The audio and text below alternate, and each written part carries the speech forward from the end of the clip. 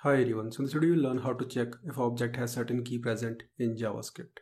So let's get started. Let's have a basic HTML structure here. Link to the style sheet. Add the script file at the bottom, which is script.js. We need one div element, one button. Let's make it check. We need one h1 element. Let's make it result. Save it.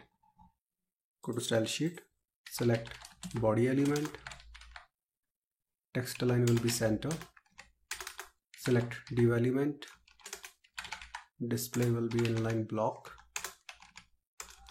select button element, display will be inline block, padding will be 10 pixel and 20 pixel. Save it, open this file in the browser. And this is the output. Let's try to understand how it will actually work.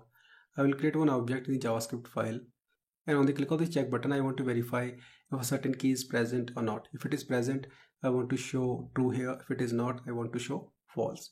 So let's go to JavaScript file. Let's select the button element. Let's make it check. It should be query selector.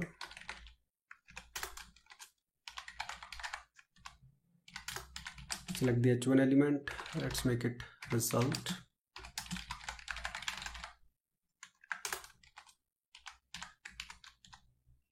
We need one object, so let's make it obj. It will have two properties, name, let's make it marks, and age, let's make it 27.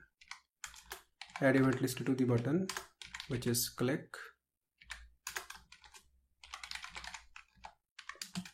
This is the handler function. To verify if a certain key is present in the object, you can make use of has own property.